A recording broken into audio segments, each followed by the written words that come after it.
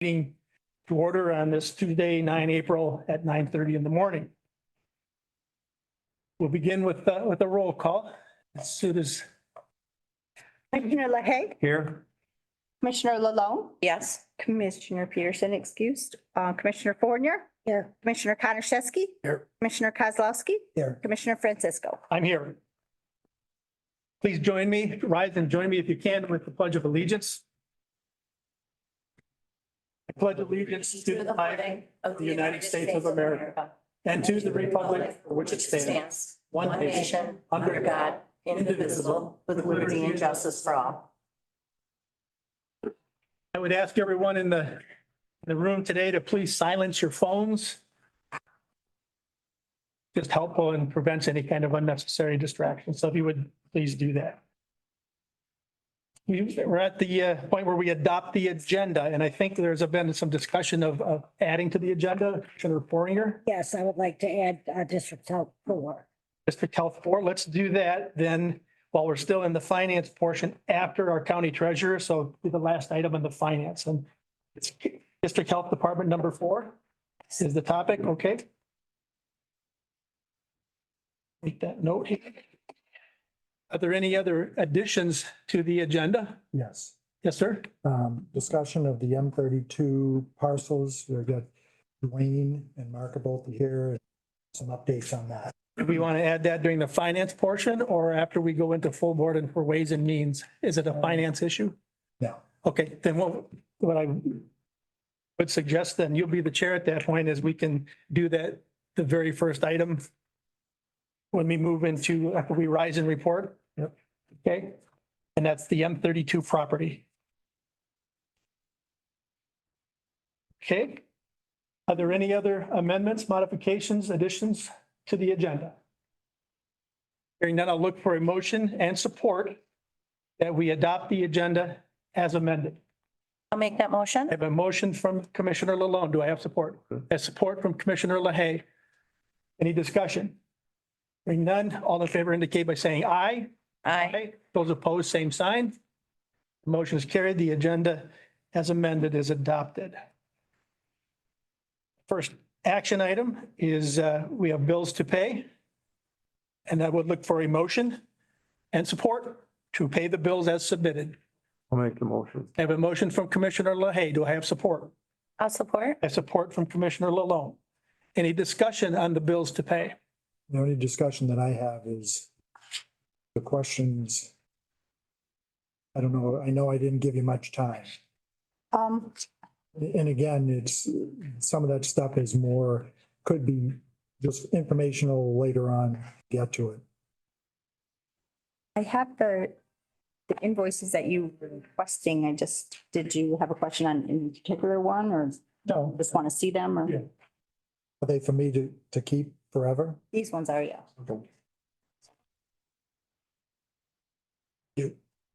Except for the Visa bill. I didn't copy that because it's 63 pages. So you can- And the only question I had on that one was what was that specific item that was the That was a combination of a whole bunch of, total? of- yeah, it was a total of a whole bunch of different. Okay, I just was curious because it looked like a lot of money. I think that was one that we were talking about too. You can look at the attachments here if you want to.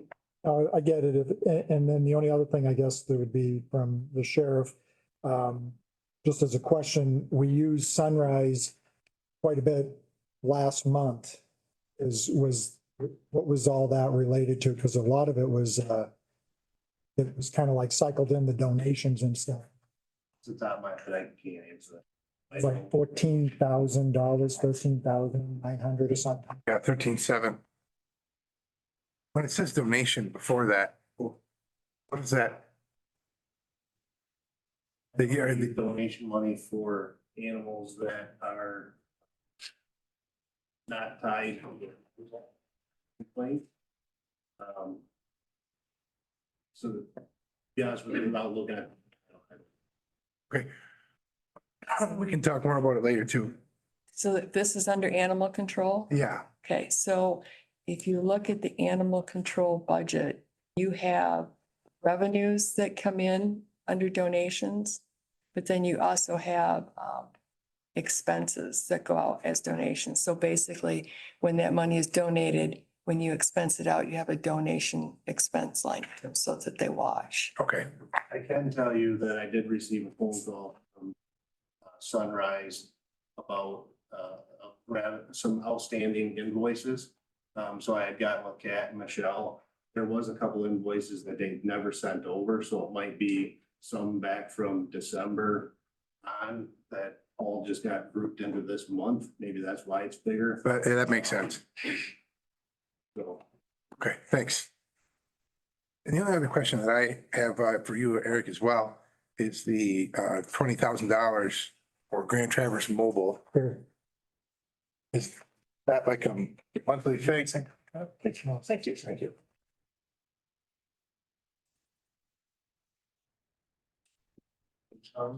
Yeah, It was actually Kim as well. Oh, no, it wasn't Kim. Yeah, it was Kim. I think it was just Yeah, I one. can answer that. So, every year we do a radio project using ambulance funds from the millage. And we set an amount and we divide that between the fire department. And we offer them matching funds, then the townships, the city match those funds and they purchase, radios for the fire departments. So last year, the fire departments don't yet have the product from last year's. They're actually sitting at Grand Traverse right now, waiting for the state to program them. So I carried the 20,000 that was in my budget for last year from the ambulance millage to purchase those radios, and Chief's sitting right here. gotcha. So that is the county's share of that project, $20,000. But that represents last year's project. There will be another one later this year for this year's project, but those funds come from the ambulance. Okay, that makes sense. Did I make that clear as mud? Yeah, right. Yep, yep. So how long have they been sitting there at Grand Traverse? they have to wait for state approval of the program. Oh, okay, It's a holdup at the state. Program. okay, for licensing? Okay, makes sense. Okay, thank you. We have a motion from Commissioner LaHaye and support to pay the bills. Do we have any more discussion? Hearing none, roll call, please. Commissioner LaHaye, Yes. Commissioner LaLonde, Yes. Commissioner Fournier, Yes, Commissioner Konashevsky, Yes, Commissioner Kozlowski, Yes. Commissioner Francisco. Yes. Next on our agenda is budget adjustment request from our Director, Kim Elke. So please, Kim. Good morning. Morning. So I'm here before you this morning to request a budget adjustment from the 911 fund into our budget. We didn't have any money allocated this year for overtime, which is impossible with a 24/7, 365 operations. So I am requesting a adjustment of $50,000 into our overtime line. And then I'm also asking for 3,500 go into the retention bonus line. I have two new employees that one of them already received her bonus for this year for completing her first year of employment. And I have another one who will be receiving her 1 year bonus and another one who will receive her bonus when she completes her training. So I've calculated that up and we will need $3,500 to meet that obligation. Okay.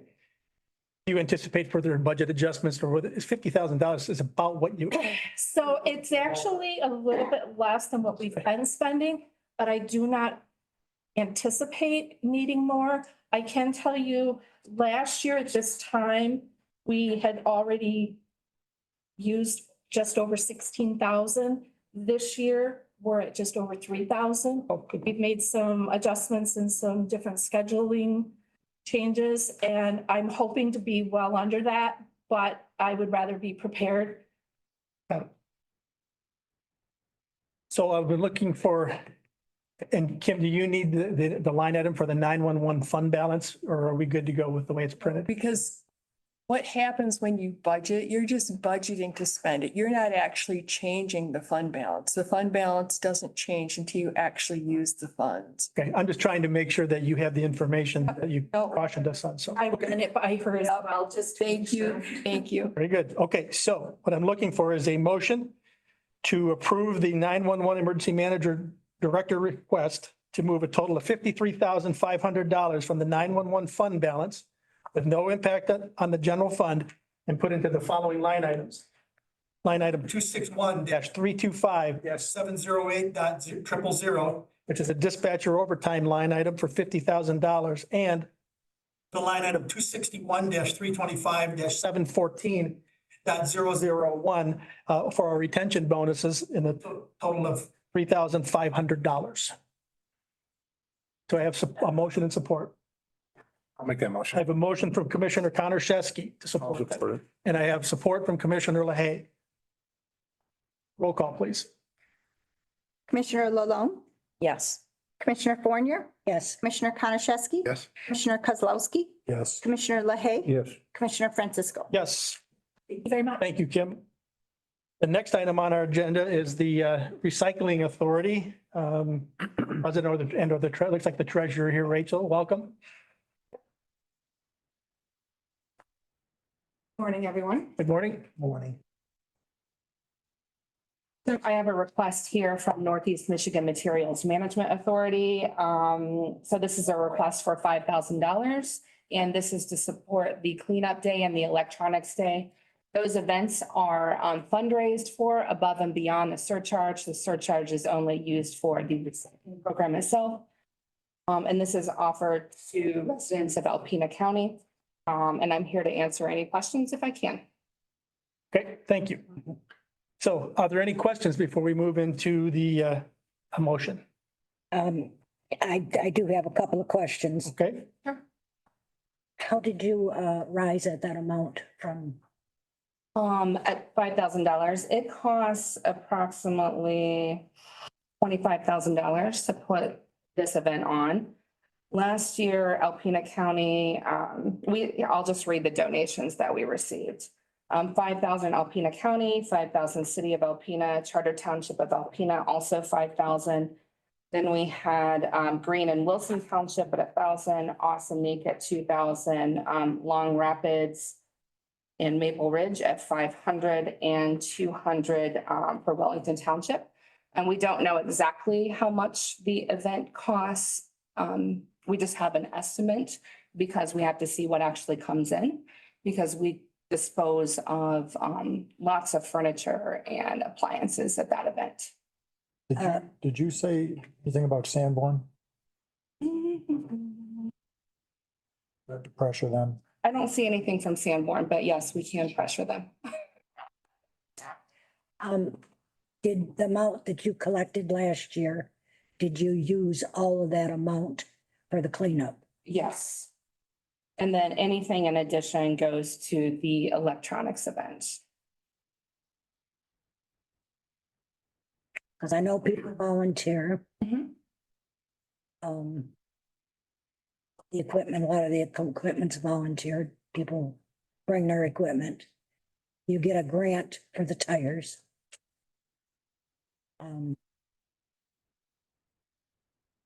Did we, put in our budget 5,000 this year for? Yeah. That's what I thought. No, but if you were to choose to move forward with this, you have $19,800 left in your contingent, in your budgeted contingency line item. So if you were to move forward with this, I would recommend you take that from your contingency line item, place it into the line item to provide that donation. Now, I realize what you're doing is a good cause, because otherwise it would be out in a ditch somewhere. Right. Oh, In the river next to my house. okay. River- Rachel, what happens if the cost for the day is above what you have raised for it? What do you do if there's a remainder due? We would put that into next year's event. Okay. You mean if we have extra? No, if, Under. short. Well, Under, if you're short. We have to fully fund it or we can't have the event. okay. Okay, We would go out looking for more donations at that point. okay. And I know I should probably know this, but what is the total amount normally that they get from the sponsorships? You mean from, The organ, not the county and the township, and like the different, like you said, Wholesome. yeah, so let me look at I know Wholesome is here. actually taking tires. Right, yeah, so we partner with them and they do take our additional tires because we have a tire grant that pays for up to 10 per resident. But then this year, we're not charging for tires except for those with rims, which we have to pull out because Wholesome can take most of those tires in addition to, what we provide. I'm just looking for my donations here. Maybe Bill knows. We did have a grant through the Community Foundation last year, so that was a little bit extra. And we also had a company called ITC donate, as well as Alpena Mark. But we would go out to corporations if we are short funding. So Rachel, let me ask this question. If we were to deny your requested $5,000, does that put the cleanup day in jeopardy? It does. Okay. And just another number, we had 257 cars come through our cleanup last year. And that's Saturday, May 4th from 8 to 1. We already have that on our website. Jennifer did a great job already posting that. Thank you. That was actually Lynn that put that on there yesterday. Lynn, sorry, I put it on our Facebook page. I just knew that you did that stuff, so appreciate that, Lynn, way ahead of the curve. They also donate money to people that come with their vehicles. Yes, we do accept donations, but it's voluntary. Right. Suggested donation is $5 per car. Are there any other questions?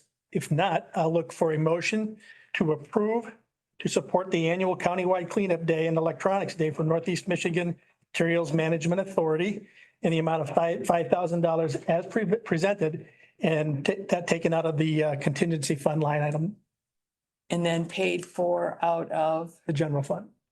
want the line item? Yes, well, yes, please. It's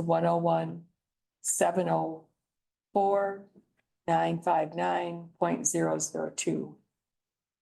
Thank you. Thank you. I'm looking for a motion and support. I'll make I have a motion from Commissioner Kondrashevsky to support the $5,000 as presented, and I have a second from Commissioner LaHaye. Any more questions or discussion? Roll call, please.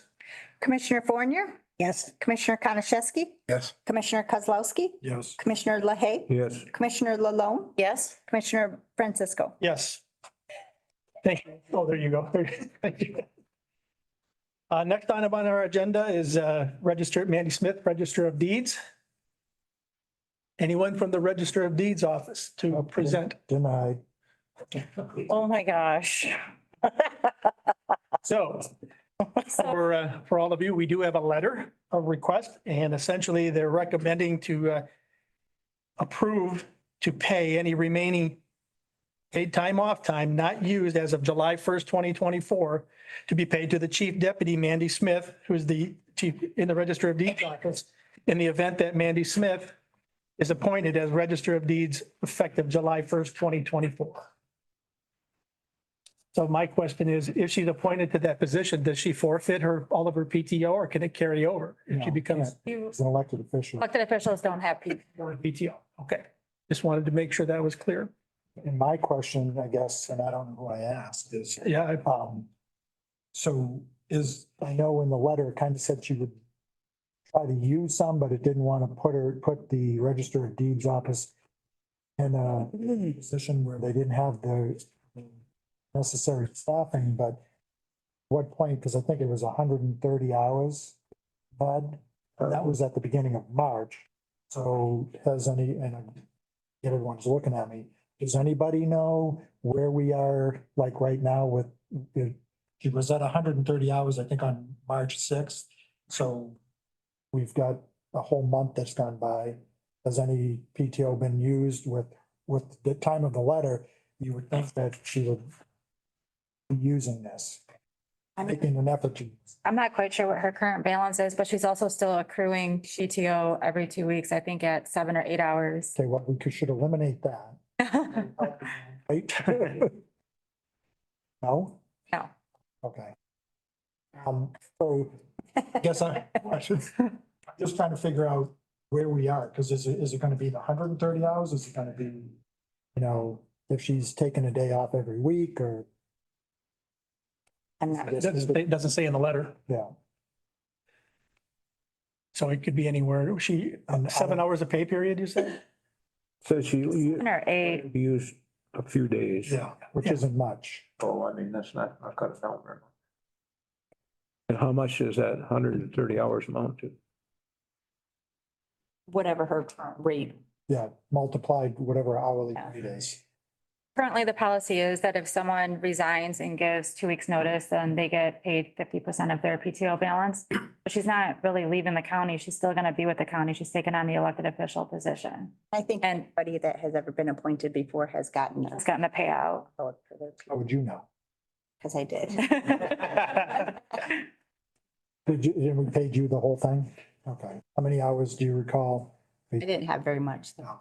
I mean, I guess it's probably be close to 150 hours, depending on how much she takes, because there's 4 pay periods between now and, I don't know, there'd be 6 pay periods between now and then, April, May, and June.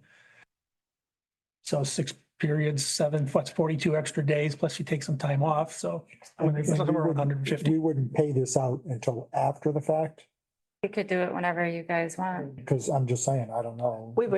I think that we would pay it on the first pay after she was appointed. Yeah, because obviously we have to we're assuming that she's going to get appointed. Right. Which I don't think that's a problem, but she needs to be appointed before I think we pay it out. In the event she's appointed, then we can, Yes. yeah. Yeah. I concur. So I'm looking for a motion to recommend approval to pay any remaining PTO time not used as of July 1st, 2024 to be paid to the Chief Deputy Mandy Smith, should she be appointed as the Register of Deeds. I'll make that motion. We have a motion from Commissioner Kozlowski. Do I have supports? I'll support I have support from Commissioner Fournier. Any further discussion or questions? I just felt like I had to do that since I was going to cut Right? her. No, I wasn't really going to cut, just so. Right. Okay, I have motion and support. Any further questions or discussion? If not, roll call, please. Commissioner Konashevsky, Yes. Commissioner Kozlowski, Yes. Commissioner LaHaye, Yes. Commissioner Lalone, Yes. Commissioner Fournier, Yes, Commissioner Francisco. Yes. The motion is carried. The approval if should she be appointed for payment in July. Next on our agenda is our Equalization Director, Ted Summers. Mr. Summers, please. Morning. Good morning. I'm before you today to present the 2024 equalization report for Alpena County. The equalization department once again has reviewed 2024 assessment rolls for the 8 townships and city. This equalization report represents totals of the units by submitting and submitting it for your approval. For 2024, the county has a recommended equalized value of $658,518,724. This represents an increase of 14.83% over 2023.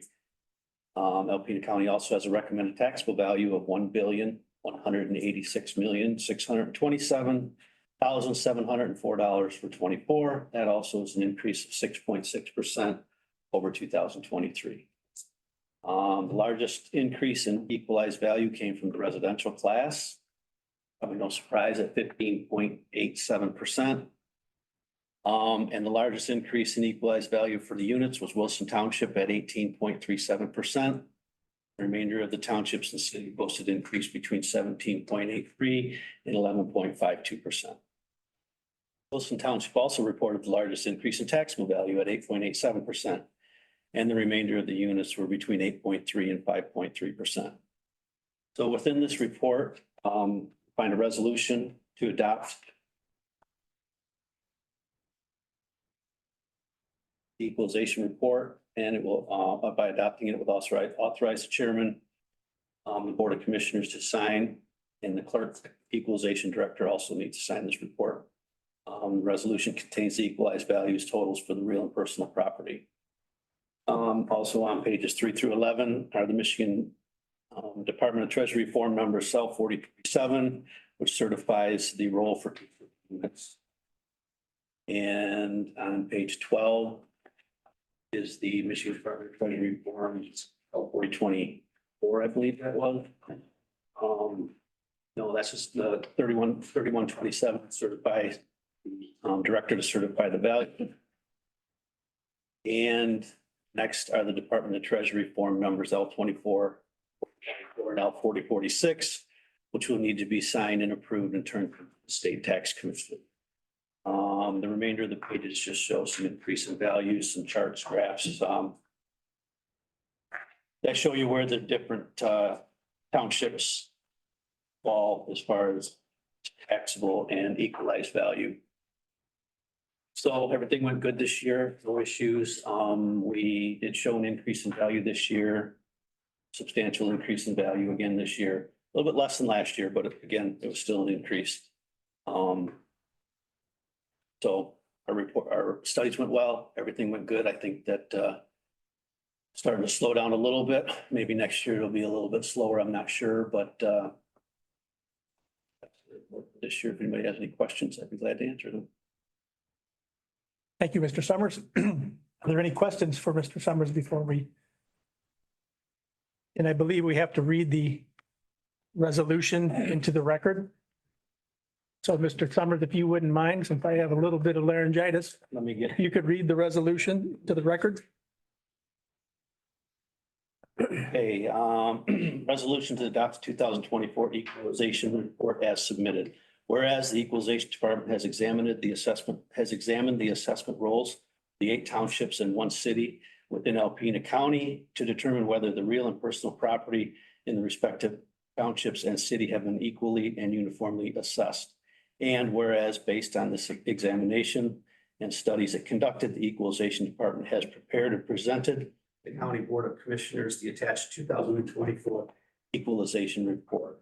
And whereas the equalization report represents recommended county equalized valuations for each of the 8 townships and 1 city within the county. And whereas the recommended county equalized values are determined by adding to or deducting from the assessed values of taxable property within the 8 townships and 1 city within the county, an amount which represents the true cash value.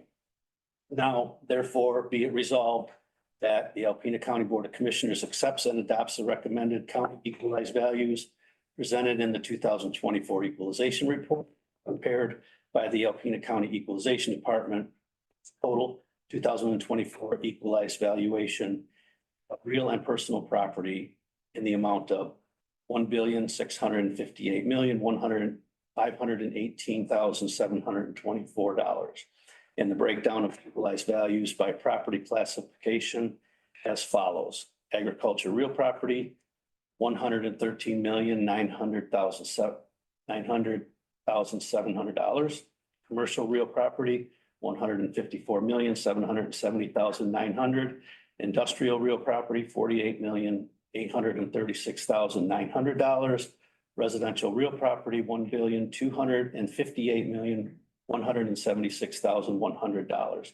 And the total personal property is $82,834,124 for a total of $1,658,518,724.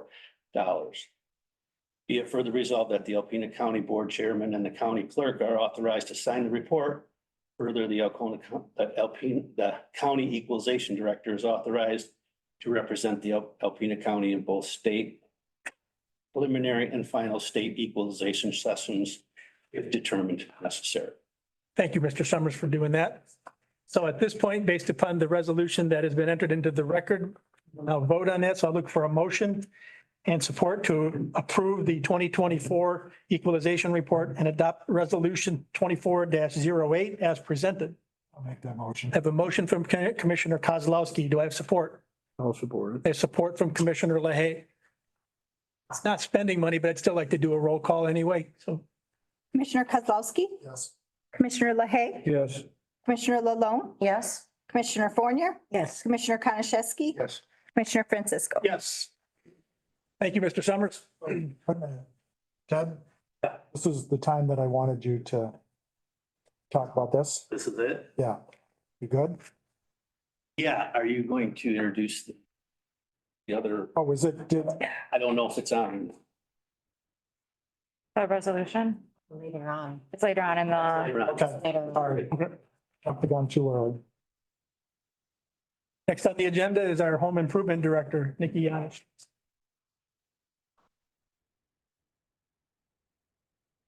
Good morning. Good morning.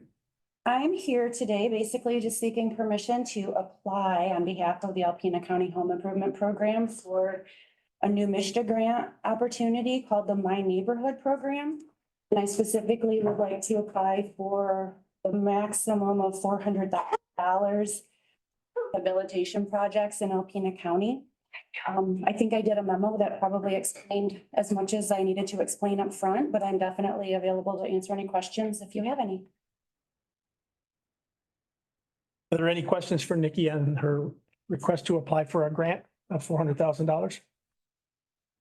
If not, I'm sorry. I was just gonna say, I got a whole bunch of questions, but I maybe related more to the motion. Once we Let's do the motion. Okay, that's fine. So I'm looking for is a motion to approve the MISTA My Neighborhood Program grant application for the Alpena County Home Improvement Program in the amount of $400,000 with no county match for rehabilitation activities and to authorize the chairman of the board to sign all pertaining documents as presented. I'll make the motion. I have a motion from Commissioner LaHaye. Do I have support? I have support from Commissioner Fournier. Discussion. So I don't have my mouse and this is killing me, but one of the, I got my notes over here. One of the things that I noticed was to put, so this was 400,000, no county match, which I love that. Oh, we're ranked, I assume we're ranked as a intermediate, which puts us in the 400,000. Yes. area. And I can't remember, the advanced one. I like the advanced one. How do we get to the advanced level? I don't know that. 'Cause it's $2 million, up to Yes. $2 million. Number one, I don't know if our little program could handle that, but I would love to. You know, the more grants that we secure in the program, it was really based on how many grants and projects the organization has done or is operating under. And right now we operate under essentially 3 different funding sources at a given time. I believe the higher numbers are probably going to be more applicable to developers. This is a grant opportunity that developers can actually apply for new development. Well, that's another thing that I wrote down here, because that's what I was thinking. I know the city talks, we've talked about housing and stuff like that. And, you know, this is kind of related to that. And I thought when I was reading through it, I'm like, let's get the advanced one and let's build some housing or whatever we need to help our community. So that was some of the questions that I was kind of asking. And very good questions. I mean, the home improvement program specifically is set up to assist low-income homeowners to make rehabilitations and repairs to their homes. If we are going to consider opening that program up to different types of projects, you know, those are definitely things that could be pursued down the road. We definitely, the size of the staffing, we're not set up to take on obviously more than what we're doing right now.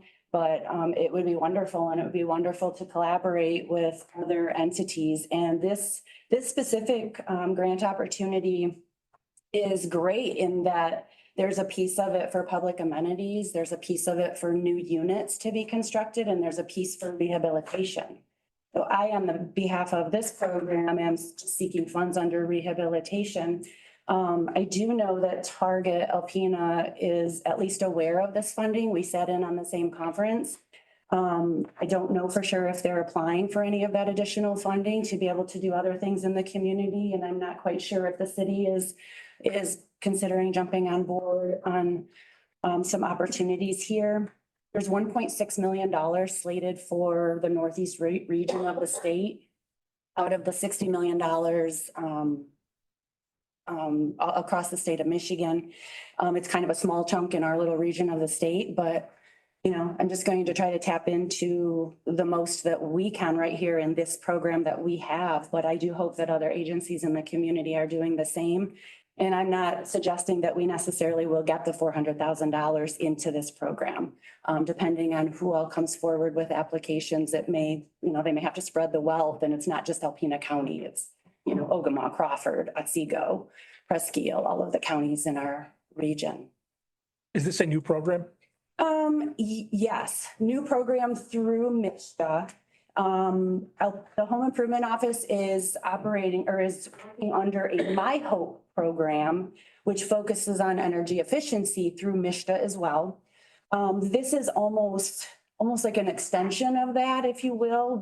A lot of the opportunities are the same for what the home improvement program does.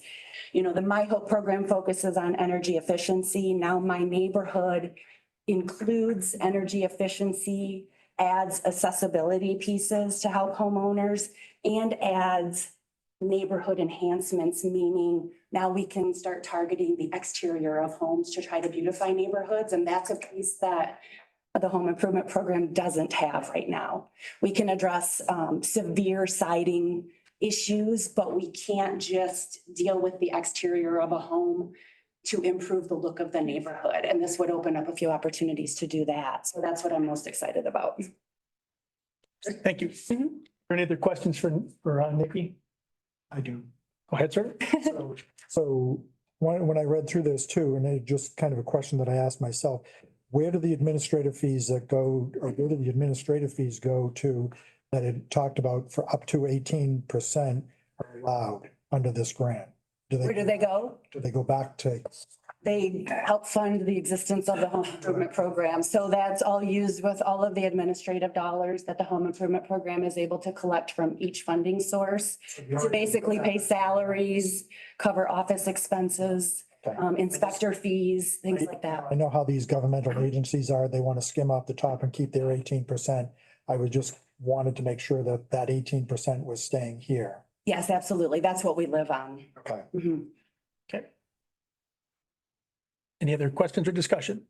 If not, we have a motion from Commissioner LaHaye and support from Commissioner Fournier to support the application of the grant. All the, yeah, I already have one. Oh, I I'm sorry. already have that in support. I'm sorry. It's okay, no problem. So let's, you know what, let's just do a roll call just for clarification. Commissioner LaHaye, Yes. Commissioner LaLonde, Yes. Commissioner Fournier, Yes. Commissioner Konashevsky, Yes. Commissioner Kozlowski, Yes. Commissioner Francisco. Yes. Thank you, Nikki. Thank you, Nikki. Nikki, I have one other question, comment, request. So I know you, last year you did like it was a not one-on-one, 101 housing. And I know that you've kind of, I think it's good what you did, and I don't know if that generated any, if you will, business awareness to your program. But at some point this year, if you could come back to us, because I think it's nice to be able to show what you're doing for our community and shine a light on an area that, you know, until I became a commissioner, I had no idea this even existed. And there's probably people in this community that don't know. But then also the fact that what you're bringing into this community as far as grant opportunities and the amount of dollars that you're bringing in to the community. I think that's a good thing for us at maybe a future board meeting that you can come back once you're prepared, kind of like you did last year, and just give us some updates on where everything is with all the money and grants. Absolutely, and I would love to do that. And Travis had indicated a desire to kind of get some feedback on where we are and where our funding is and what we've accomplished. And just to touch on that right now, I literally just signed my name on some closeout documents on a housing preservation grant that we had. And it was very exciting to put the numbers together. And the bottom line number was 14 homeowners that we did repairs to their homes out of that grant. And that was huge. In past housing preservation grants that we had, it may have assisted 1, 2, or 3 homeowners. And So that was just exciting. And I'm literally just putting those pieces together. That grant closed out March 31st. So I'm just doing my final reporting on that. And another one, just kind of, we have another one that expires on June 30th for our program income, which I have some really good numbers and reports. And so I think midsummer would be a really great time for me to come back with a lot of good information, just saying, look, this is what we've done over the past year and a half, couple of years. And I can put some concrete numbers together, and I'd love that opportunity. I think that's good for us as a board and the community as well, and even you, because then it gives, you know, you're sitting in your little cubby hole, you're never seeing any daylight unless you come out of your office. It's a good time for us to be able to recognize and appreciate what you're doing. I appreciate that very much. That would be a nice news article and a Yes. nice article on True North Radio. All right, definitely will do that. Thank you, Nikki. So next on our agenda is Maintenance Superintendent Wes Wilder. Sir, let's come forward. What I have today is the purchase of a Kubota multi-purpose piece of equipment. It was budgeted for 24. I did attach two quotes, one from Ginnups. Their price was $46,000 even. Another one from Weingarten. I tell you, this type of equipment is really hard to find. A piece of equipment that'll have a mower deck, a snow blower attachment, a broom, all that stuff on one. It's really fine quotes. But I did get one from Weingarten. It was on a Ventrac unit. I did make one change. They showed a blower attachment on there that we did not ask for, so I deducted that, which put their quote at $62,274.60. There is money actually in the aging equipment maintenance line item. I looked, there was $46,319.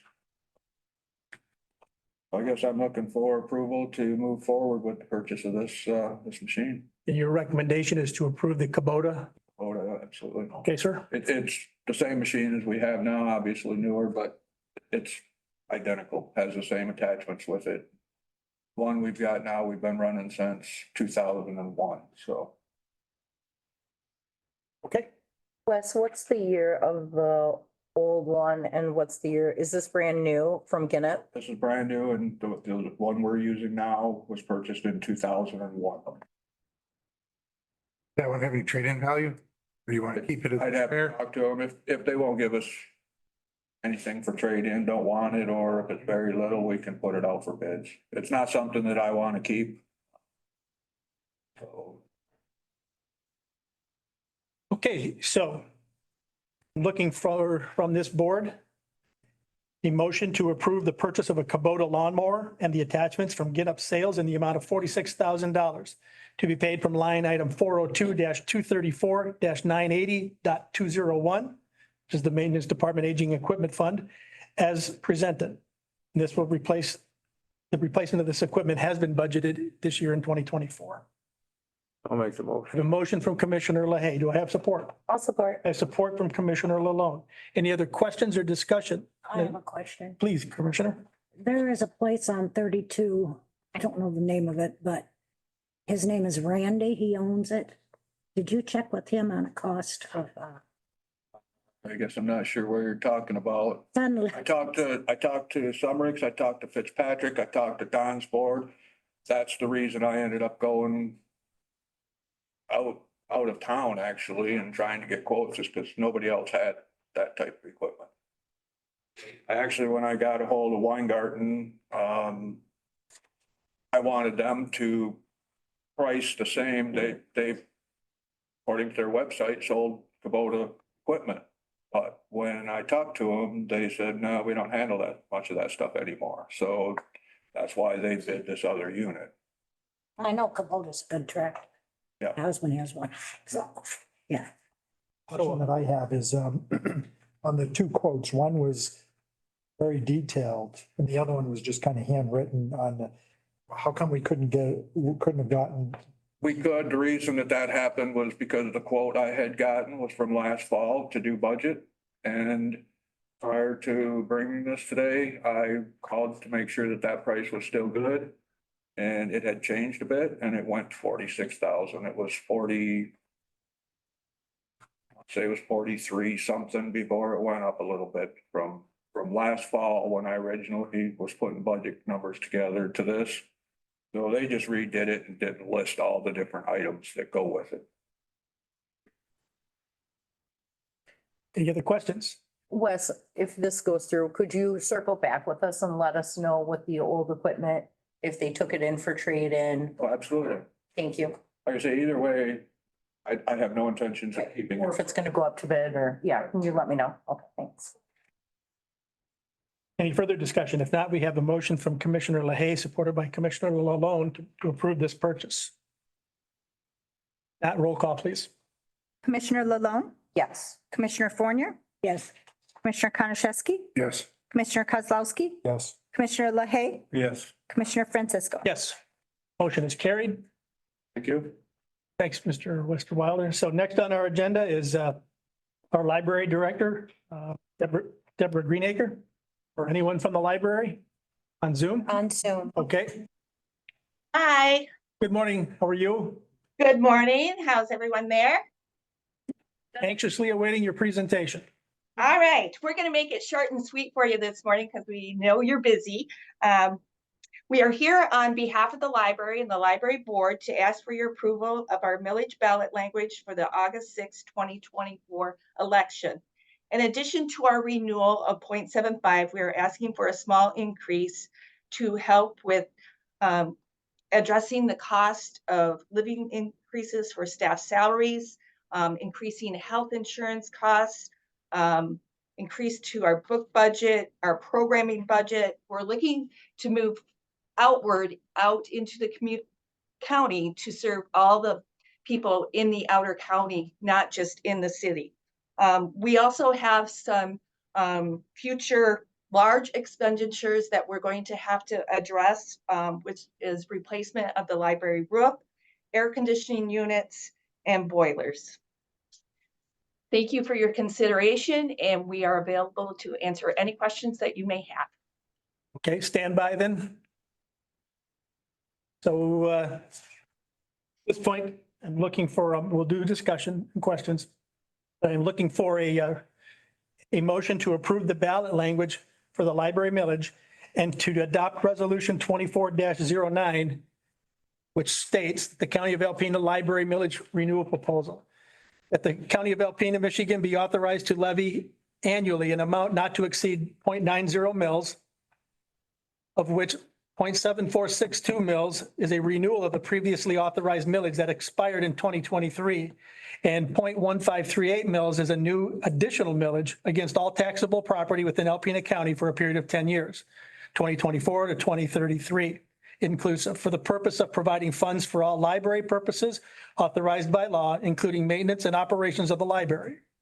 The estimate of the revenue of Alpena from Alpena County will collect, stand corrected here. The estimate of the revenue Alpena County will collect if the millage is approved and levied for the first year of 2024 is approximately $1,130,000. Funds from this millage will be distributed to the Alpena County Library Board.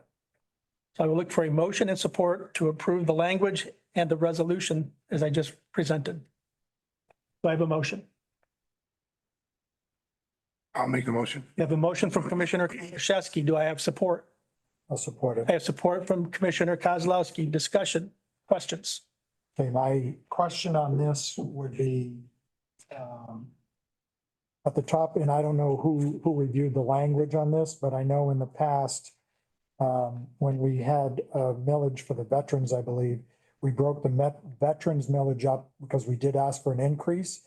And because it's, well, I guess you didn't the ballot here, or the language. My question is, and I know it's a small increase, but with everything going on with potential other millages, do you have a backup plan? Do we have a backup plan? Yeah. We do not. I think here, to do them all together like that might be a bad idea. They should go for the original amount and make a separate for the additional. Because they just had a millage here not too long ago that we approved. Well, the only reason and again, it's a small increase. But I know when we did does anybody remember what the increase was for the veterans when we did it? We broke the veterans millage up into separate, I believe it was two separate villages. There was a renewal, when people see the renewal, I think they're probably more apt to vote for that. But then when you have changes, and again, the veterans did get approved. So that's my only concern is and again, I know it's a small increase, but my concern is we have an ambulance millage this year. We kind of talked about the Headley roll up. So, and I'm sure you guys see stuff on Facebook and people contact us with their concerns, issues with constant increases in taxes. So like I said, I'm not saying that this is a bad thing. My concern is that when it's an increase, people don't care how much of an increase it is. They just get concerned with the fact that it's more taxes out of their revenue, their dollars. Yeah. And so we understand that, and that was something that we took into consideration. The board itself felt that it was better to put it all into one proposal. There was concern that there would be, if we split it into two separate ballot questions, that people would vote for the 0.1538 and not the renewal, and that would leave us, without money to operate. So it's a little short. just a wee bit short. But so we did speak to our board about this, but they felt that this was the best way to move forward. And then they consulted with our library attorney. So we're just the messengers at this point. Okay. I just wanted to ask the question. Yeah, I appreciate it. I have a couple questions. And refresh my memory, and I apologize, I don't know this. The remodel of the Alpena library, that was finished in 2022, is that correct? Yes. Okay. At the time of that remodel, were you aware that it needed a new roof, a new boiler? Were those issues not present during that time? So the boilers are in the other side of the building, in the addition. So at the time, the board and the director of the time decided not to address those particular concerns. It would have added probably a lot more to the building project, and we would have had to ask for a lot more money, I think, for the project. I can't speak to what they were thinking at that time and what Eric Magnus Eubank was thinking at that time. But these are issues that have come up with our new facilities manager, who's pointed out that some of the equipment is reaching the end of its life. I think the new library is stunning, and I've always been a huge supporter of the library. I guess that's the part that kind of surprises me. Those are major components to the building, especially the roof, that all of a sudden, and it's gorgeous, but you can't have the library without a solid roof or with a boiler system. So, and these aren't urgent things. We want to make sure that we're looking ahead in the long term. So we aren't finding ourselves short of cash and no money to repair the roof in 5 years. So this will help us with our long-term planning and knowing that we will have the money to be able to fix repairs as they go, instead of being reactive with issues with the building, which is what we've had to do in the past. Okay. So I have not yet, or no one has read the resolution into the record yet. Is that correct? Lynn, we haven't put the resolution into the record yet, have we? Okay, I'm going to do that now then. do you want me to read it? I don't mind. I don't mind at all. Appreciate it. Loves talking. Oh, stop. Thank you, Commissioner. That's why I'm sitting over here, because of that. Resolution number 24-09 approving ballot language for the library millage. Whereas Alpena County has the powers granted by 1851 Act 156, including the authority to levy a tax to raise funds permitted and authorized by law, and the authority to levy a tax for library purposes pursuant to the County Libraries Act 1917 PA 138.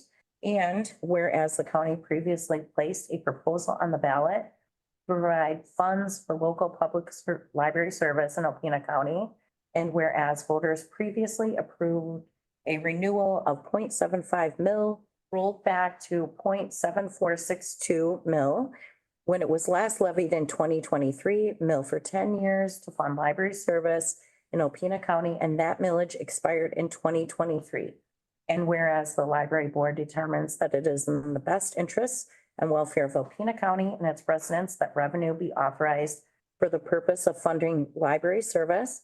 And whereas the library board desires to request voters approve a millage of 0.90 mil, of which 0.7462 mil is a renewal of the millage that expired 1 of 2023, and 0.1538 mil is new additional millage, subject to applicable Headley rollbacks for a period of 10 years, beginning with the 2024 levy. And whereas the library board has determined that placing the millage request on the ballot at the August 6, 2024 election is in the best interest of the health, safety, and welfare of the county residents. Now therefore be it resolved that the Alpena County Board of Commissioners hereby adopts resolution -24-09 approving the ballot language for the library millage. Thank you, Commissioner Lalone. So I'm looking for a motion and support, and then we'll follow on with discussion to approve the ballot language and resolution as We presented. already have a motion. Oh, I'm sorry. That's okay. Very well. Thank you so much. Any further discussion or questions? Okay, roll call, please. Commissioner Fournier, No. Commissioner Konashevsky, No. Commissioner Kozlowski, Yes. Commissioner LaHaye, No. Commissioner Lalone, No. Commissioner Francisco. Yes, Motion failed. motion has failed. Therefore, you have to go back to the drawing board. All right, thank you. Okay, Thank you. you're welcome. Have a great day, ladies.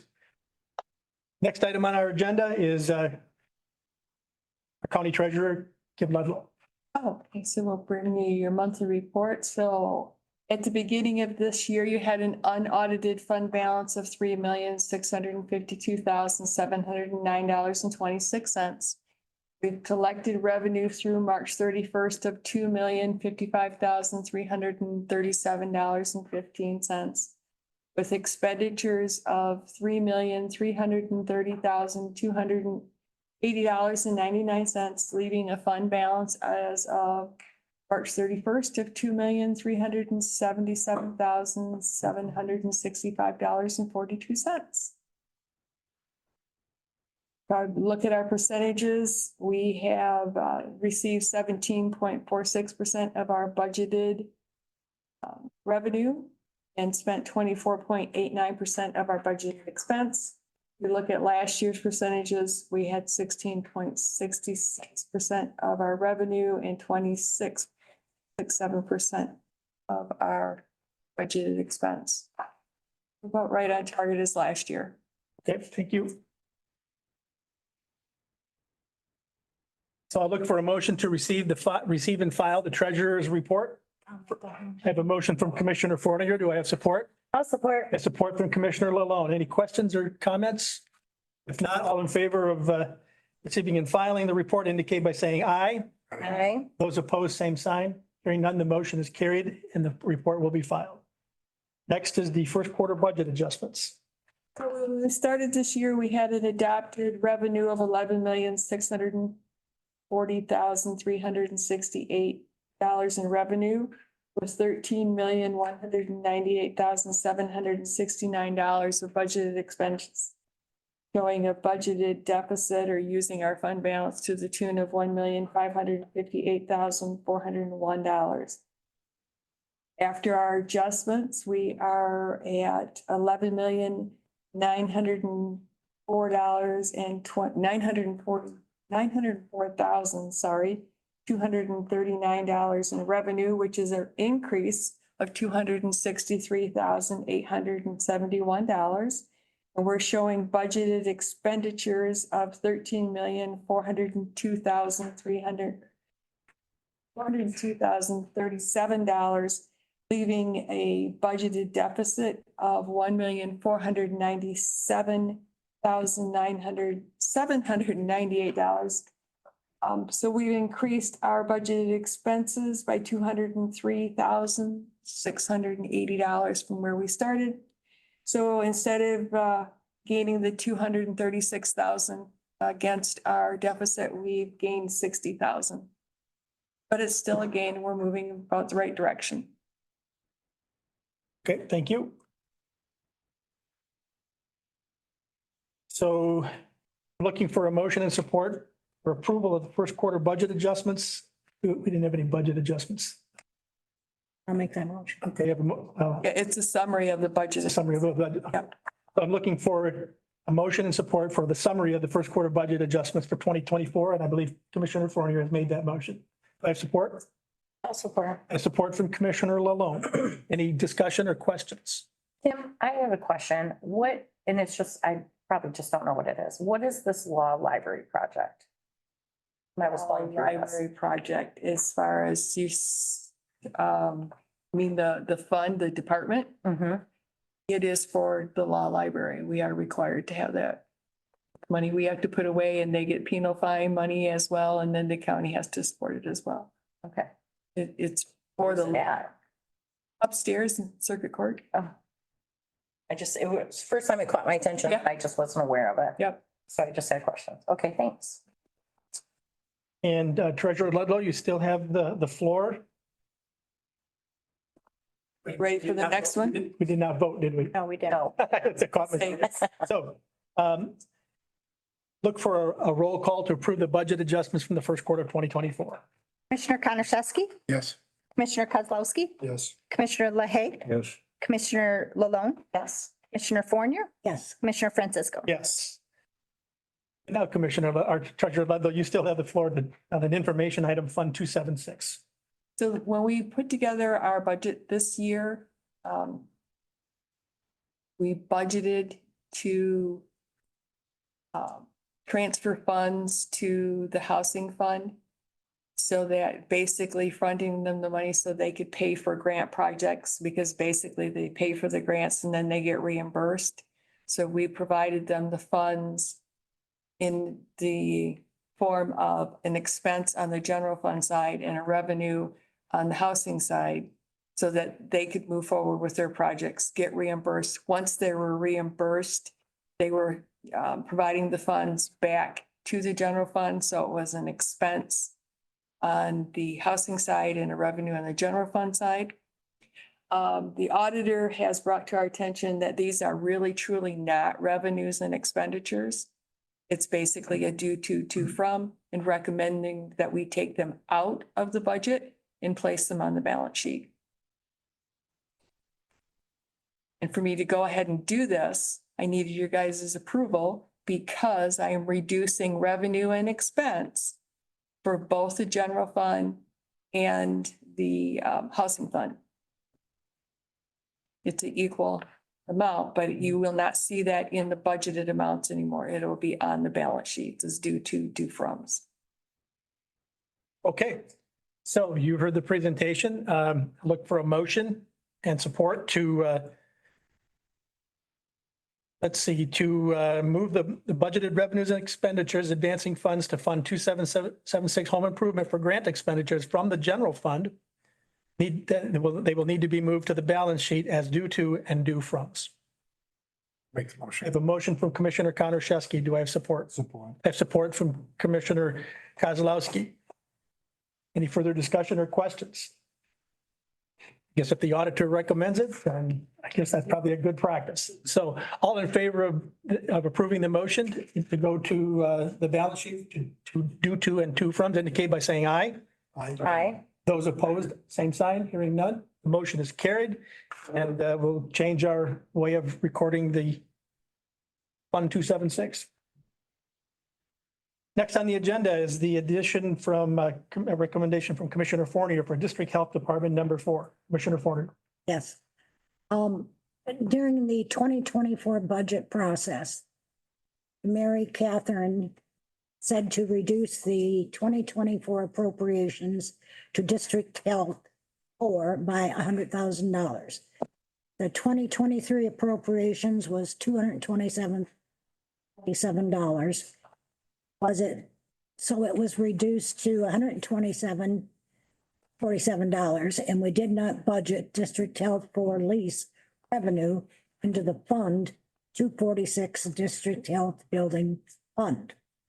So now district health 4 owes us money. If you want me, yeah, So so I'm gonna give it to Kim. okay, with my math here, and it's basically during the budgeting process to try and save us money. It was decided to not charge district health department rent for the district health building. And it was indicated that that rent was be about $100,000. And to reduce our appropriation, which we are mandated to provide, by $100,000. So they would technically still be receiving their full amount, just we wouldn't be them giving us money and then us giving it back. So that's how that was presented. Unfortunately, the numbers were not correct numbers that we were working with. The Alpena County appropriation to the district health department for 24 should have been $246,864. The lease to the district health fund, if they were paying their rent, would have been $133,746.60, not $100,000. So our appropriation, technically, if we were going with that method of figure calculation, would have been $113,117.40, not the $127,047 that was actually budgeted. So we would need to reduce our current budgeted appropriation to the district health department to the $113,117.40, which is reducing it $13,927.60. And when I originally sent this email, I had indicated that we had spent the $40,000 that was January through March. It's actually January through April. So the balance that we would still owe them would still be the $70,000, but we divided out over 8 months.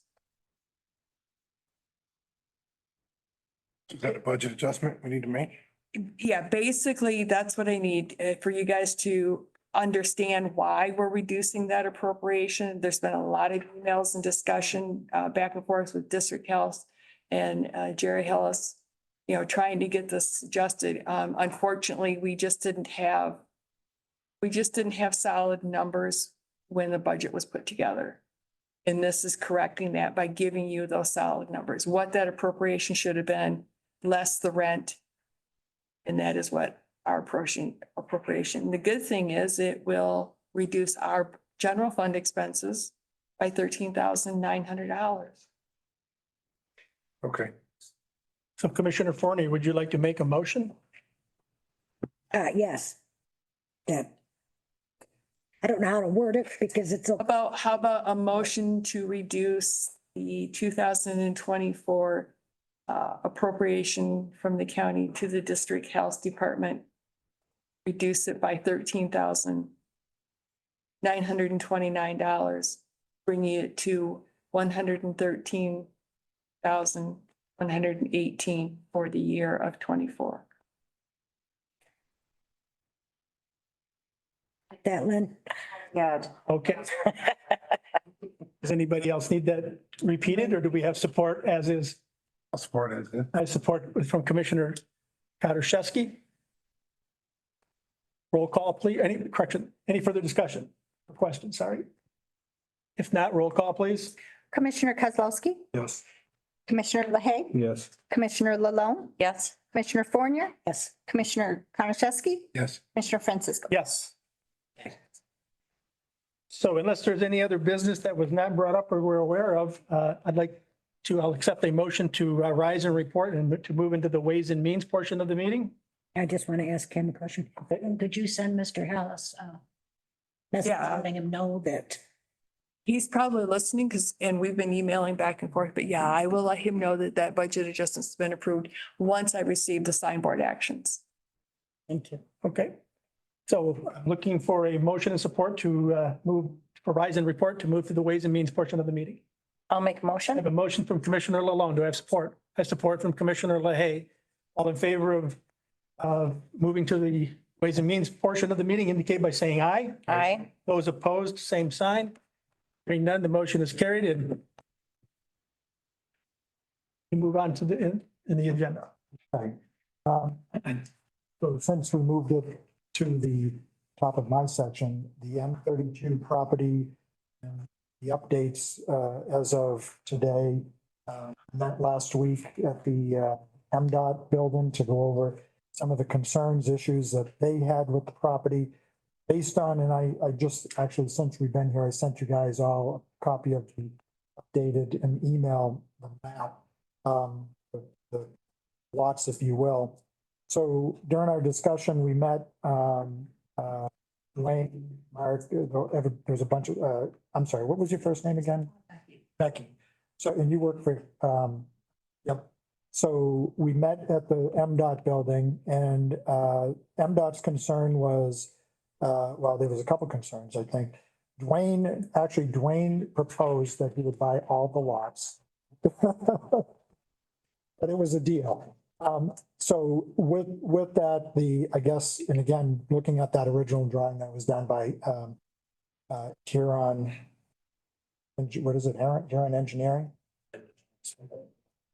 So again, I looked at that and I always thought we all thought the same thing, that road in the back, it was who's building it? You know, if the movie, if you build it, they will come. I don't think we are in a position, and I kind of said that last week, the county isn't in a position to build a road. I think we threw some numbers out there, 280, 250, 300,000, somewhere in that ballpark to put a road in. So what during our conversation, and if you guys have any added information, jump in. During that conversation, we had a proposal to potentially put in 2 access points on the front at M32. And again, if you guys have that email, there's 2 locations on M32, which would be access points to all the properties, eventually would be all the properties, and then an access point on Airport Road. Obviously, Dwayne does not want to build a road all the way back there. But one of the conversations was that in the language of the deeds, the back road could be put in as people buy those properties. But the access points could also be from the front of the road. And I kind of used it or likened it to the situation you have at Culver's. And I know MDOT wasn't thrilled about that, but you have the access to the front, like Walgreens, Culver's, what's that coffee place? Starbucks. You can access all of them through the parking lots. That would work. However, this is built, all those properties would have access. If we were expecting the road, parcel 1, if someone bought that parcel, they're not gonna build a road from the end of Dwayne's property all the way to the last parcel. So that language could be put into the deed. I think we said that the expectation was that as you built those parcels, however that be, that there would be a road in the back, but mainly the back piece would be for a utility easement. So for the discussion, and I think what Dwayne is looking for is us moving forward with approving this. And again, I think MDOT would do you think they have to sign off on this? And they will have to eventually. But they were, Either when officially, when Wayne puts a permit in for the site, would be the first step. But I think Dwayne's perspective, he wants to make sure that this is all good to go. He's not gonna start spending the money to do the environmental assessments and. Correct, yeah. Just doing that in zoning, but yeah, the driveway, one of the things though, that driveway originally spoke to MDOT, they were gonna put it on, we're gonna corner the west side of lot 6. Now, the pros drawing has it between lot 5 and 6. Now, if we only buy lot 6 and not 5, you're gonna have to couple the shared use agreement on that driveway coming in. Okay. I mean, is that a problem for you? It's not a problem for me at all. What about the proposed entrance that's off of Airport Road? That's not a problem for us. Okay. But the original thought was they could come in those, actually talked is they access the 2 driveways on 32. And then across the back of the property, it's not necessarily the road, it's something in the language that says you can't build or impede any traffic. Whatever width that would be across the back, so that people could, many of those lots that want to exit out Airport Road, they could. I believe you. That was one of the I recommendations. believe you were recommending 6 feet, something like. I was recommending 6, but we couldn't get there. Yeah. Okay. I believe that in the back on the drawing, it went from 80 foot down to 20 feet. It's shown on the drawing at 20. Well, and so again, we have to, I guess, approve this to be able to, at least move forward with him, MDOT, and so that's where we are. So. Also need Alpena County Road Commission up here for Brian Brady. He responded this morning, it looked like it was accurate to him. Yeah, and one of the things that the road commission was definitely not keen on was having ownership of this, whatever it is, road or whatever. They don't want to have that as part of their responsibilities. I think that during the discussion, the way we can word the future, the other parcels is we can word it in there that, that access is left open. And again, the access ultimately would probably be across the front to get in and out of those 2 access points. And MDOT was good, but I believe they're good with that.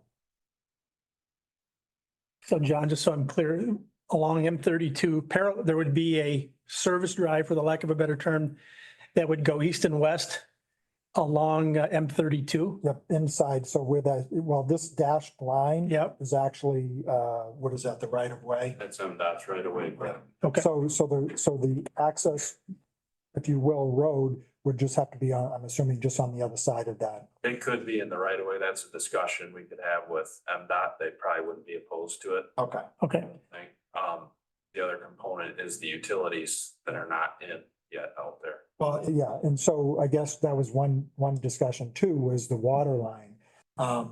Again, we wouldn't be putting in all the utilities, because I think as the properties are developed, some of those utilities, I think the biggest one that the county potentially would have would be a potential water line, or not a potential, but a water line to access all those properties.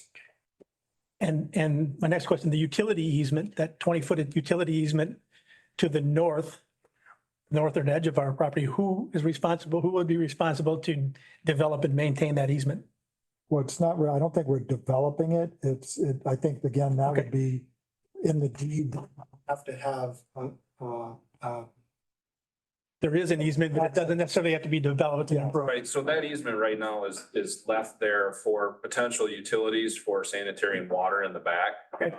Those utilities, that easement could be eliminated and the utilities could go along M32 in the frontage. It was just shown pictorial to say, the utilities originally were designed to go back there. Now they could pull them to the front. It's also where the access shared use agreement could be, so it doesn't impede any developers and what they want to do and keep it in the back. Okay. I think one of the big costs you do have though is with the sanitary sewer with the city, because that is a force main that goes underneath M32.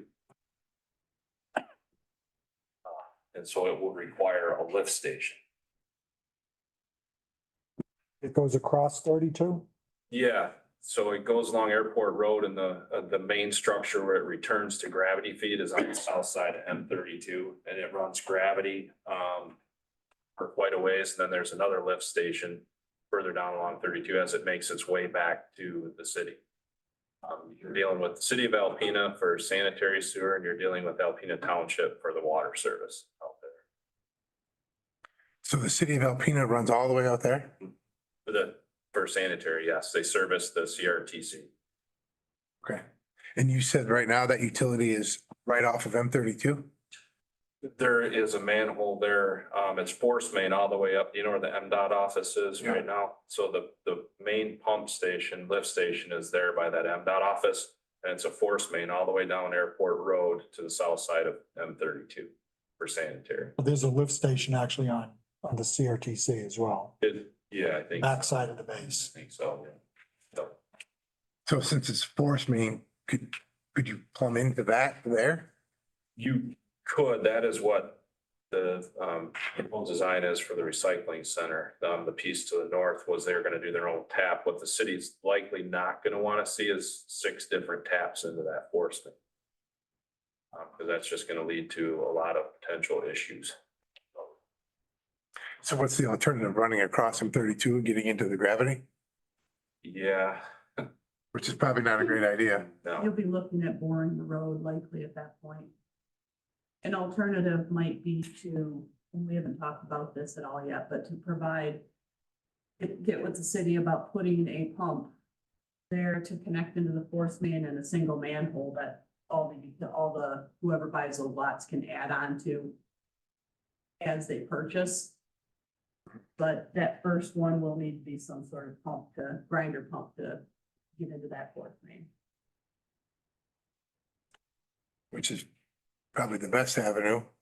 Yeah, yeah, depending upon exactly what Dwayne does, there's gonna be a lot of volume there. yeah, because right now we have it, correct me if I'm wrong, it's designed to gravity feed all the way up to where the recycling center was gonna go. So there've been one lift station, one pump, one access point for the entire airport development in and of itself, rather than separating the two out, but it was an option that was talked about way back when. So either way, we have to put for this, the development of these 6 lots, we'd have to put a lift station there as well. We'd have to have a pump and probably a single manhole west of it so people can tap into a gravity. Okay. So Any idea what that's gonna cost? just a couple bucks. And this would also be required as we continue to develop the recycling facility. I mean, that would service them as well. That's a whole separate issue at this point. They could tie in together, but right now the recycling facility is talking about tying into that force main with their own grinder pump. One that they would maintain. Okay. What's the benefit to the recycling having their own? It's under their control. It's for them, in order to tie into a gravity, it would be a lot of money for a distance to get to a gravity main. So they're probably more cost effective to have their own pump to tie in by their location. I mean, they could very well, if they ran a gravity down, and you could very well run a gravity and connect the 2 systems and do 1 pump. It's all a possibility at this point.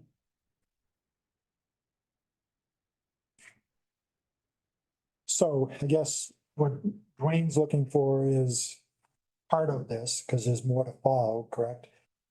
We need to at least approve this, so that way, MDOT knows that the county is good with the proposed changes with these, entrance points. Am I missing something else here, or do I cover everything? So if we vote today, we're just approving the diagram that we're seeing with the entrance points. We're not Yep. talking about the Nothing. manhole or sanitation, sewer No, sanitation piece. That'll be another. That's further, okay, more Another follow. day, another dollar. Okay, all right. So I'll make a motion to approve that then. You are? Yeah. Okay, so we have a motion to approve the proposed changes with the access points for the parcels out on M32. Support. We have support. Any other discussion? No other discussion? We can do, I guess, because, okay, all those in favor signify by saying aye. Aye. Oh, same sign. Motion passed. Okay, now we'll move into the consent calendar. So the consent calendar did not have very much on it. I don't know if anyone issues with that one thing. No. So I'd look for a motion to approve the consent calendar. I'll make that motion. We have a motion by Commissioner Lalonde and support by Commissioner LaHaye. Any discussion? If not, all those in favor signify. You have to do a roll Oh, call. roll call? Okay, sorry, my bad. Roll call. Yep, there's roll call right there. Commissioner LaHaye, Yes. Commissioner Lalonde, Yes. Commissioner Fournier, Yes. Commissioner Francisco, Yes. Commissioner Konashevsky, Yes. Commissioner Kozlowski. Yes. Next item was a poll vote, poll action, recommendation to approve the replacement flooring in district court or district court offices up to the $16,693. Grounds flooring to be paid out of the Building and Grounds Fund, 631-265-975.069 District Court flooring. And they're already actually doing it. I think when I came in the back, I saw the rugs coming out. So, we already approved it on a poll action, so I don't think we really need to do anything else. Okay, next item. This has been dragging out for a long time. The discussion on, I think you have to just do a motion and support for to accept that poll. okay, that's easy. So looking for a motion to, I'll make the motion to accept the poll vote on the replacement flooring in district court. we have motion support. We have to, because it has money, do we have, okay. No? Okay, all those in favor signify by saying aye. Aye. Same sign. Okay, now the discussion with the Northeast Michigan Materials Management Authority lease agreement. So I consulted my legal advice, my legal review. And I actually did talk to the attorney this morning, so I'm not making this up. Glad to hear that. So one of the, well, not one, they did, where is it? So I believe most of you have reviewed what was proposed. And I can kind of touch on some of the things that I talked about this morning. Most of the items were pretty, good with what the proposals were. I did get the changes to the title, changes from Alpena Recycling Recovery Facility to the Northeast Michigan Materials Management Authority.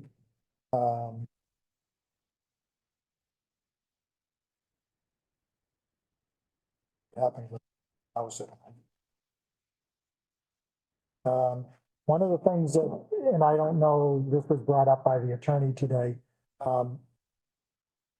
Does the rent change in the 30 years? Because it's basically the 5,000, and I said that was based on probably something that, and I probably would have to get with Steve, but because the rent's 5,576, it was supposedly the value of the property.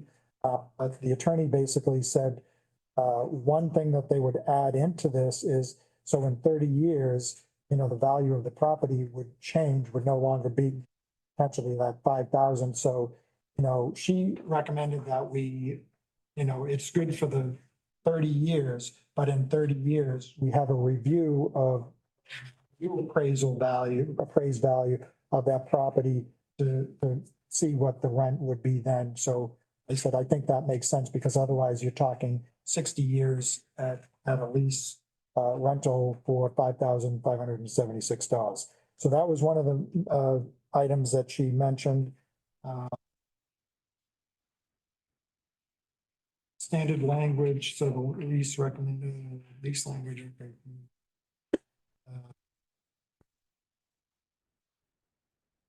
Didn't have any issues with the 1 to 2 years under the building.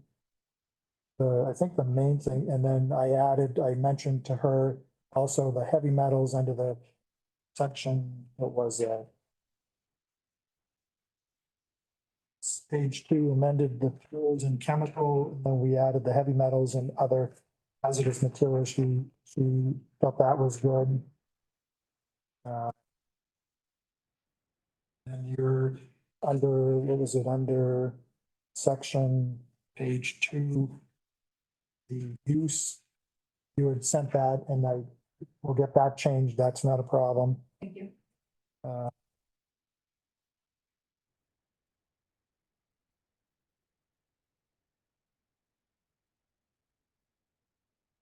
One thing that under section 7, the compliance with rules, she mentioned adding a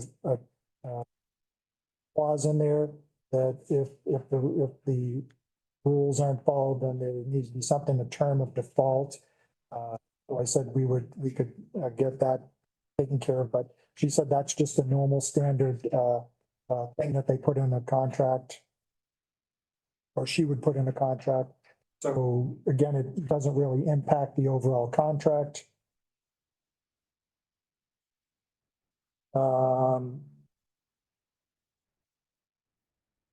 So the one thing that she did suggest under termination, which I agree, I guess now, I know when we probably talked about this at the recycling meeting, change was requested from the 30 to 120 days under the first section where leaser may terminate this lease upon 30 days. She suggested keeping that 30 days in there, just because she thought that the 120 days to give the Northeast Michigan 120 days, and then from that, another 120 days, she just thought that was too excessive.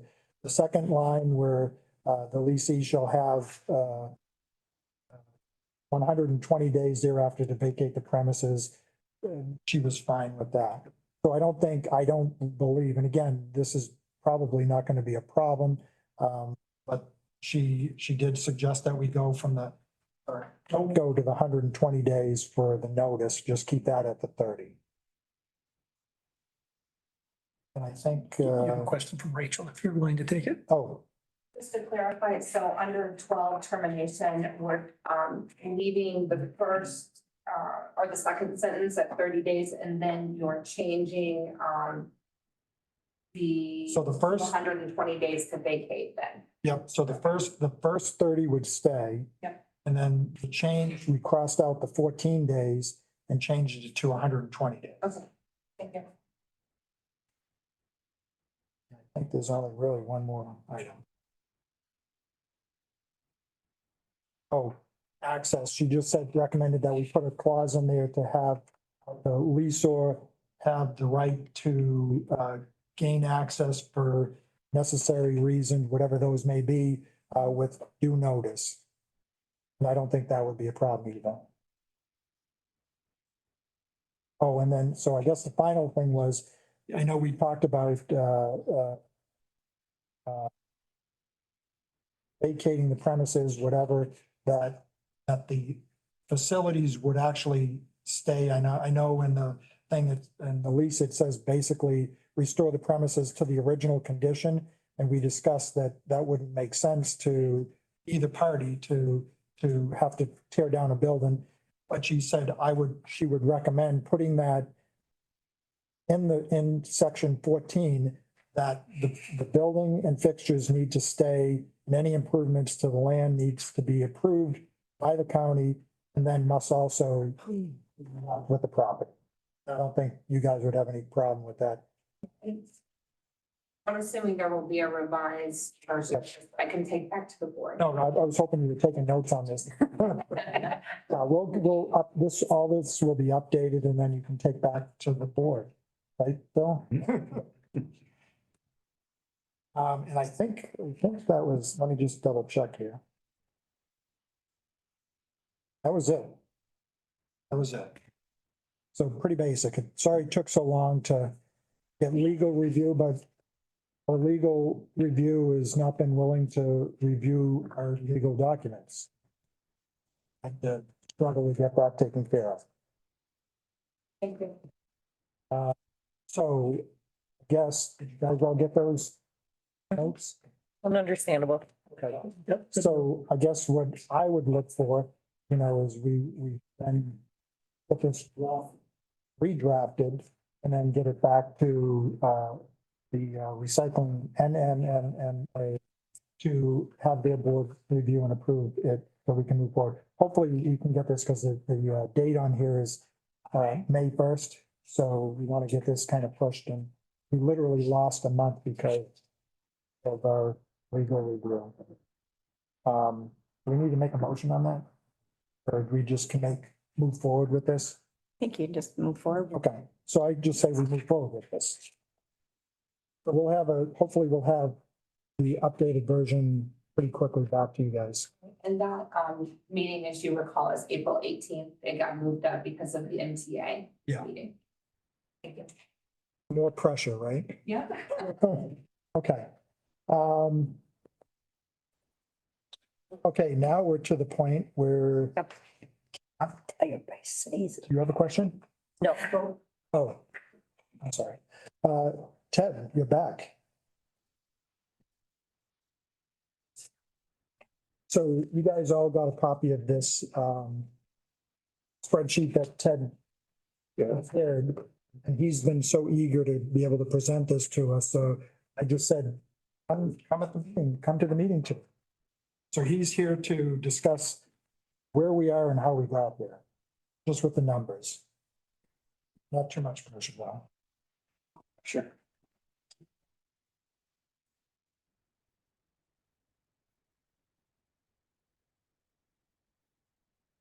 So I did put the spreadsheet together back in 2001. It's not specifically for this topic of discussion, but like Commissioner Kozlowski said in our meeting last week, thought maybe some of this would be valuable information for you guys to help understand how fluctuation in taxable value has influenced county operating revenue.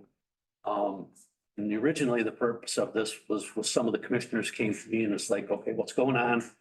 And how come we are, our revenue is short all the time? So I put this together and it didn't really go anywhere. We showed it to Commissioner Kozlowski at our meeting the other day.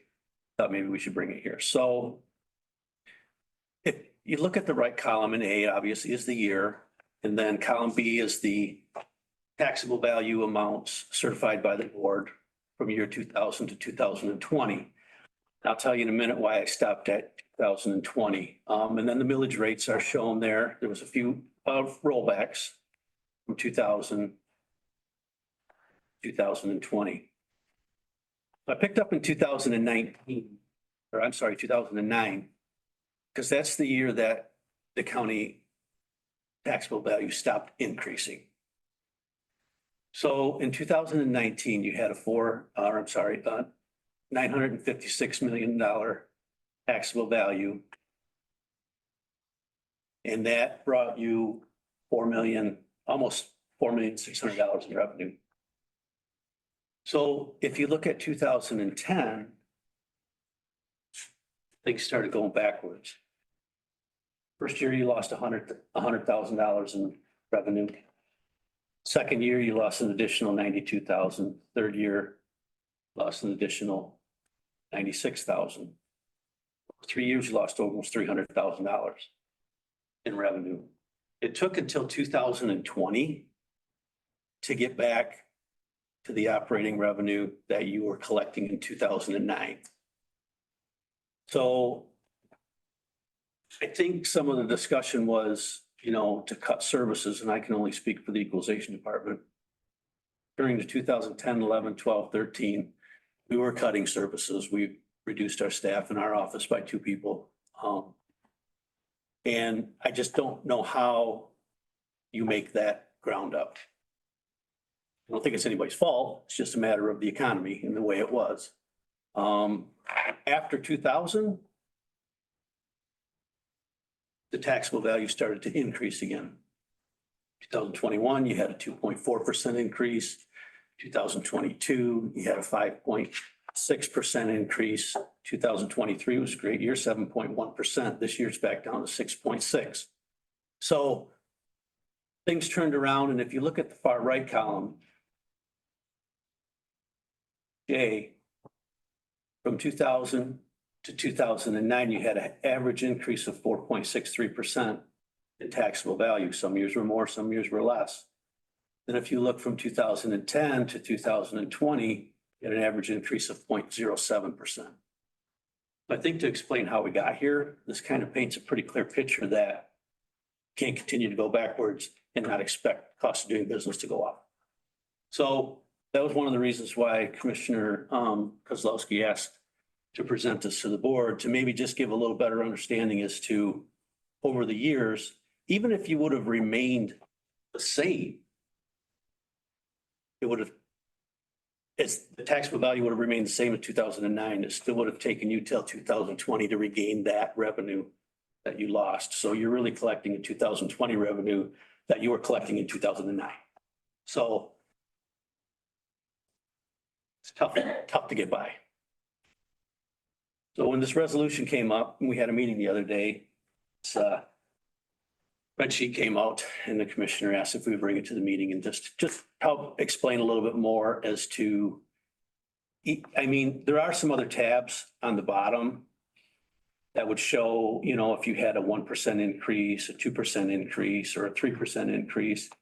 But if you would have just simply had an average of a 3% increase, you'd have been collecting $1.7 million in 2020 more than what you actually did. So, you know, 3% increase is not out of the realm of responsibilities, but that just didn't happen.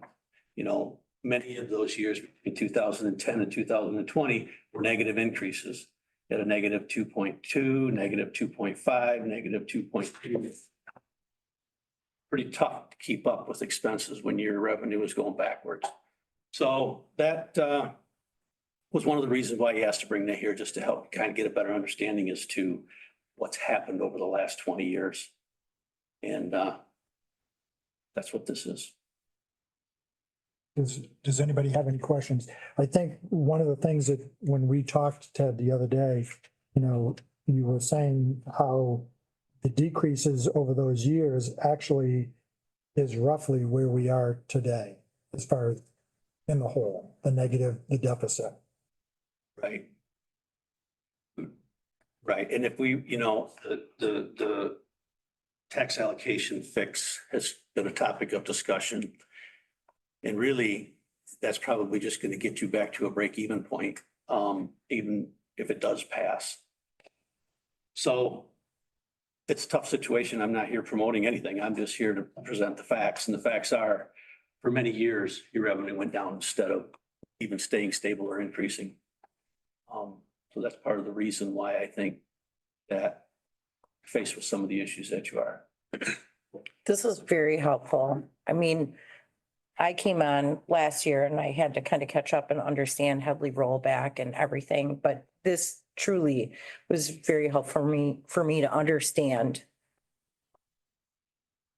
So, not that it matters, but a little history on the Headley rollback. 1978, when Headley was passed, there was a component in there that allowed your millage rate to also roll up during bad times. When they passed Proposal A in 1994, that component was removed. It can only roll down. It cannot roll back up. There was some talk in the legislation about restoring that. It's never happened. So once your millage has rolled back, there's no opportunity for that to increase without the vote of the people. Prior to 94, that millage rate could roll back up. And it just can't do that anymore. Now without the vote of the people. Correct. Okay. So expenses have gone up and revenues have decreased. And I think again, the reason that this helps in my mind is, you know, you can literally see on paper how that decrease has happened over that period of time. And obviously the revenues are decreasing, but the expenses aren't, or the revenue decrease, but the expenses continue to increase. And so again, that's part of the reason that we're at the point that we are. So, are there any other questions for Ted? Oh. Okay, I don't think there's any other questions. I appreciate. Yeah, and if anybody has any questions about it and want to stop by the office, feel free. I'd to talk with you about this. I know John's stopped by a few times and it's just part of the process. That's the way things work. We went through a bad time, 2009, 10. It was worse for us in 11 and 12. Things did turn around a bit, but I don't know how you make that time up. Well, you can't really. Yeah, those were the highest. So, yeah, anybody wants to stop by the office, feel free. You don't make up 11 years of lost revenue. No, there's no well. All right, thank you, Ted. Yeah, you're welcome. So that kind of rolls into the next item, which is a resolution that we talked to our legal Attorney. to come up with some language on what we need to do, a resolution, create an advisory tax limitation committee. And so he proposed this language. And I can read it. If you'd like me to read it. Necessary. No? I read it. I don't know if anybody else wants it. You guys good with this? Did you all get a chance to read it? So one of the, I think the three, or not three, one of the items in here, so this committee would comprise, did anyone even talk to you, Ken? About this? You get another committee? To me, it says to meet within 10 days. I believe you do have to read this if you're going to pass this as a resolution. All right. It has to be read into the record. Right, I'll read it. Alpena County Board of Commissioners resolution to alter the fixed separate tax limitation and to create a county advisory tax limitation committee. Whereas the Property Tax Limitation Act being Public Act 662 of 1933, MCL 211.201, Public Act 62 allows for separate tax limitations and gotta use my image over here, mouse. Whereas Alpena County voters approved such a separate limitation in 1976, and whereas the three separate millage limitations have been substantially reduced by state rollback provisions from the levels approved by the Alpena County voters on August 3rd, 1956, and whereas the Board of Commissioners has the authority to initiate a review and vote of the electorate as to the appropriateness of altering the current fixed millage limitations pursuant to Section 5K of Public Act 62, being MCL 211.205K, and whereas that upon resolving to alter the fixed millage limitations, the Board of Commissioners is to then notify persons and bodies having an appointed powers under the Public Act 62 of the resolution so that a county advisory tax limitation committee can be created to review and provide a recommendation as to the county fixed millage limitations. Therefore, be it resolved that the Alpena County Board of Commissioners resolves to initiate a statutory procedure to consider altering the existing Alpena County fixed millage separate tax limitations of the county and the townships in the immediate school district in the county. Be it therefore resolved that Alpena County Advisory Tax Limitation Committee shall be created, composed of the following: A, the county treasurer; B, the chairperson of the Ways and Means committee of the County Board of Commissioners; C, the intermediate school district superintendent and or his representative; D, a resident of a municipality within the county having more than a population of 10,000 who shall be selected by the probate judge of the county; E, a member not officially connected with or employed by any local or county unit who shall be selected by the Board of Commissioners; F, a member who shall be a township supervisor and who shall be selected by a majority of the township supervisors in the county. Be it further resolved that as required by the statute, the County Advisory Tax Limitation Committee shall meet within 10 days of its selection and shall prepare a separate tax limitation for the county and townships and the intermediate school district in the county aggregating not more than 7.2 mils that the majority of the community committee considers will provide for financial needs of the county, townships, and the intermediate school district.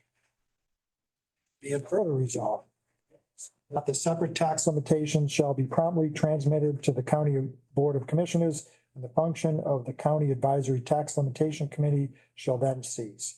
Be it further resolved that the Alpena County Board of Commissioners will then propose a resolution submitting the question of adopting a separate tax limitation prepared by the County Advisory Tax Limitation Committee to a vote of the registered and qualified electors of Alpena County. And it's yeas and nays. The foregoing is true and complete copy of the resolution adopted by the Board of Commissioners at a regular meeting held on notice will be given, or was given pursuant to the Michigan Open Meetings Act, Public Act 267 of 1976. That was it. Hopefully no questions. Well, the only question, one of my questions is this County Advisory Tax Limitation Committee has to meet within 10 days of today No, 10 days of its selection. Yeah. Okay. Yes. All right. So once, because there's quite a few, if you see, there's some, Oh, yeah. the township supervisors have to nominate someone. You didn't realize that you got sucked into this as well. I'm not the chair of the Ways and Means Committee. I'm the chair of the Finance Committee. You're the chair of the Ways and Means Committee. What did I do to myself? A point of order.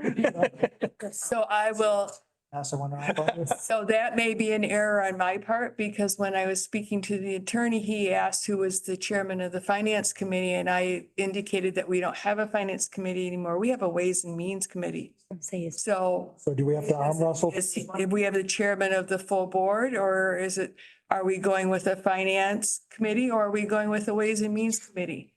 Because it was my understanding that the Finance Committee has been eliminated and is Ways and Means Committee. Okay, you got me convinced, and I guess I'm the chairman of the Finance, Ways and Means Committee. It just so this is done properly.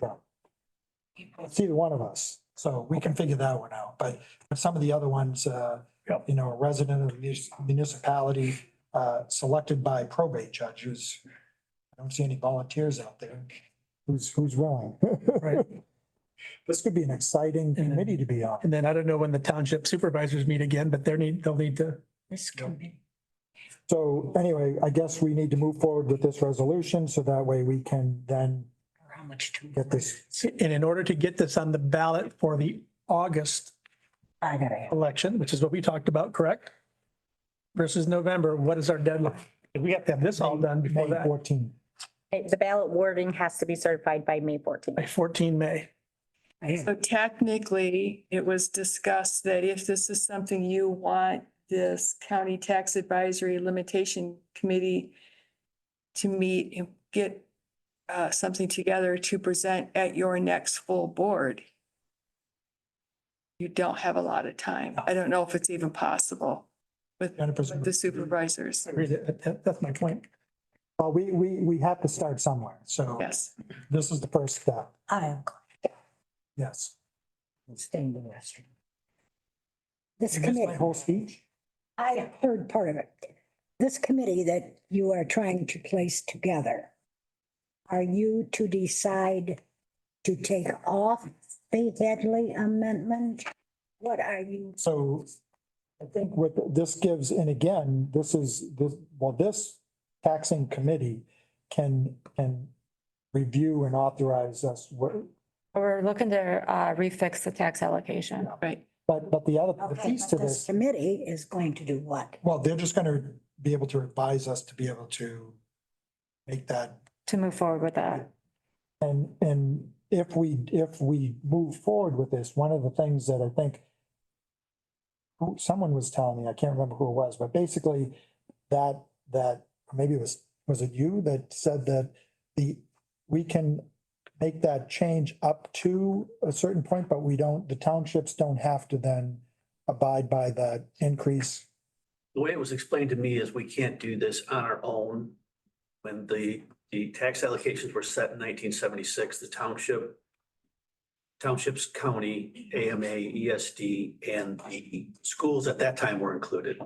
So you can't do one without doing them all, but even if the townships have their allocations reset, don't need to collect the maximum amount. Yeah. You can collect whatever It's up to them to decide, necessary to balance your budget. but they have the option too, if they, Well, don't sound like you're gonna get this done in time.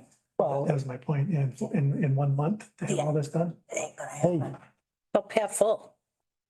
no, Even if we don't, we can get it on for November. Again, this is a step, the first step that we have to take to move.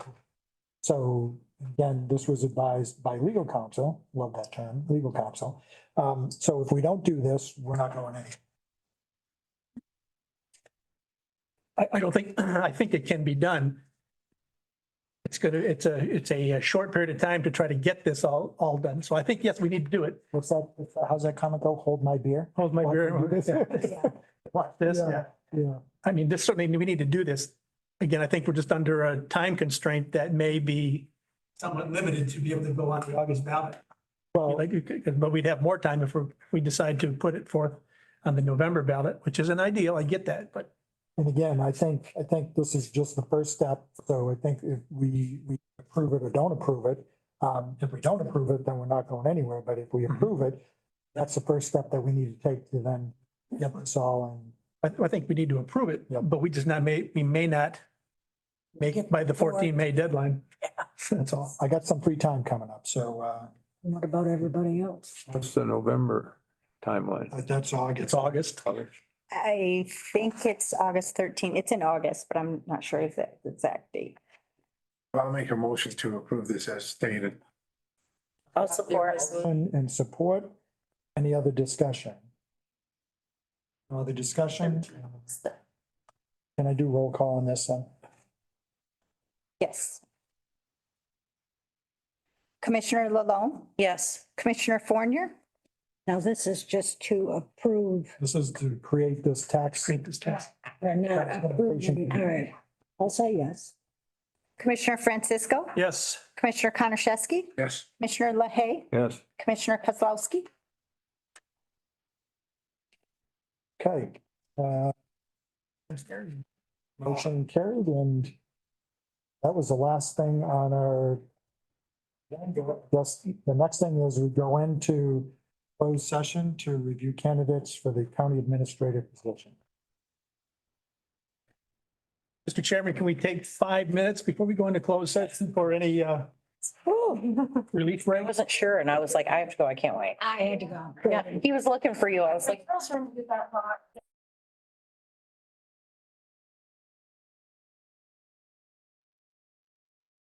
Okay, we're back into open session. If we could do roll call to make sure no one disappeared. Commissioner LaHaye, Here. Commissioner LaLonde, here. Commissioner Fournier, Here. Commissioner Francisco, Here. Commissioner Konashevsky, Here. Commissioner Kozlowski. Here. Just looking at the agenda, I think we have public comment. Is anybody here, public comment or on Zoom? Someone's raising their hand. Okay, no one else has public comment. If there's nothing else, I'd look for a motion to adjourn.